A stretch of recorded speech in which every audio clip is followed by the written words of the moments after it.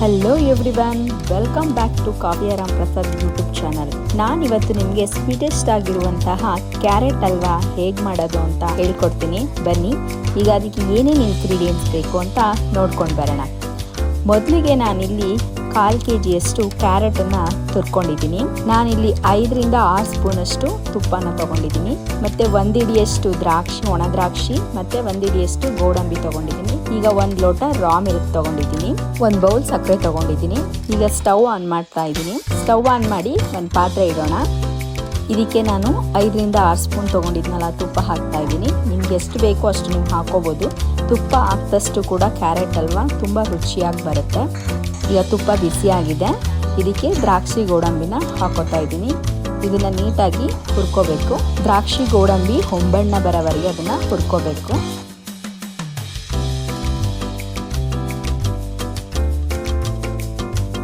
ಈಗ ದ್ರಾಕ್ಷಿ ಗೋಡಂಬಿ ಹೊಂಬಣ್ಣ ಬಂದಿದೆ.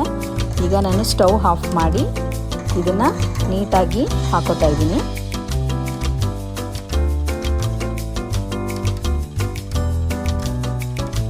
ಈಗ ಆಲ್ರೆಡಿ ಅಲ್ಲೇ ತುಪ್ಪ ಇರೋದ್ರಿಂದ ಹುರಿದಿರೋಂಥ ಕ್ಯಾರೆಟನ್ನು ಹಾಕೋತಾ ಇದ್ದೀನಿ. ಬೇಕಂದರೆ ಇನ್ನೊಂದು ಸ್ವಲ್ಪ ತುಪ್ಪ ಹಾಕ್ಕೊಂಡು ನೀವು ಕ್ಯಾರೆಟ್ನ ಹಸಿ ವಾಸನೆ ಹೋಗೋವರೆಗೂ ನೀಟಾಗಿ ಹುರ್ಕೋಬೇಕು. ಒಂದು 10 ನಿಮಿಷ ಕ್ಯಾರೆಟ್ ನೀಟಾಗಿ ಕುಕ್ ಆಗಬೇಕು.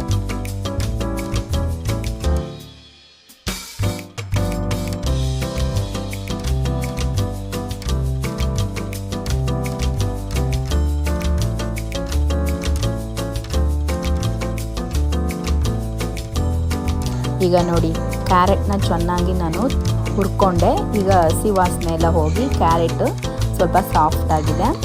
ಈಗ ನಾನು ಇದಕ್ಕೆ 1 ಬೌಲಷ್ಟು ಸಕ್ಕರೆನ ಹಾಕ್ತಾ ಇದ್ದೀನಿ. ನಿಮಗೆ ಸ್ವೀಟ್ ಎಷ್ಟು ಬೇಕೋ ಅಷ್ಟು ನೋಡಿಕೊಂಡು ನೀವು ಸಕ್ಕರೆನ ಆ್ಯಡ್ ಮಾಡ್ಬೋದು.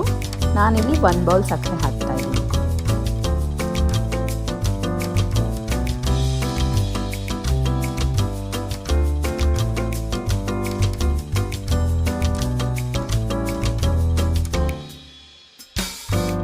ಇದನ್ನು ಒಂದು 10 ನಿಮಿಷ ನೀಟಾಗಿ ಕುಕ್ ಮಾಡಬೇಕು. ಈಗ ನೋಡಿ, ಇದು ರೆಡಿಯಾಗಿದೆ.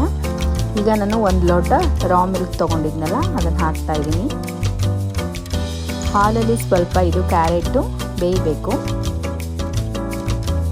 ನೋಡಿ, ಇದು ನೀಟಾಗಿ ಬೆಂದಿದೆ. ಈಗ ನಾನು ಆಗಲೇ ತುಪ್ಪದಲ್ಲಿ ಹುರ್ಕೊಂಡಿದ್ದಂಥ ಗೋಡಂಬಿ ದ್ರಾಕ್ಷಿನ ಇದಕ್ಕೆ ಹಾಕ್ತಾ ಇದ್ದೀನಿ. ಈಗ ನೋಡಿ, ಇದು ನೀಟಾಗಿ ಮಿಕ್ಸ್ ಆಗಿದೆ. ಇವಾಗ ನಾನು ಸ್ಟವ್ ಆಫ್ ಮಾಡ್ತಾ ಇದ್ದೀನಿ. ಈಗ ಇದನ್ನು ಒಂದು ಸರ್ವಿಂಗ್ ಬೌಲ್ಗೆ ಹಾಕಿ ಸರ್ವ್ ಮಾಡೋಣ. ಬನ್ನಿ.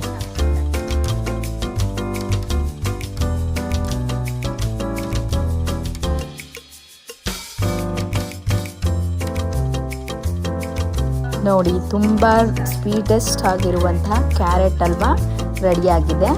ಒಂದ್ಸಲ ಮನೇಲಿ ಮಾಡಿಕೊಂಡು ಟೇಸ್ಟ್ ಮಾಡಿ, ಸಖತ್ತಾಗಿ ಬರುತ್ತೆ. Thank you. ಇದೇ ರೀತಿ ವಿಡಿಯೋಗಳಿಗಾಗಿ ನನ್ನ ಚಾನಲನ್ನು ಸಬ್ಸ್ಕ್ರೈಬ್ ಮಾಡಿ, ಲೈಕ್ ಮಾಡಿ, ಕಮೆಂಟ್ ಮಾಡಿ, ಶೇರ್ ಮಾಡಿ, ಬೆಲ್ ಐಕನ್ನ ಪ್ರೆಸ್ ಮಾಡಿ.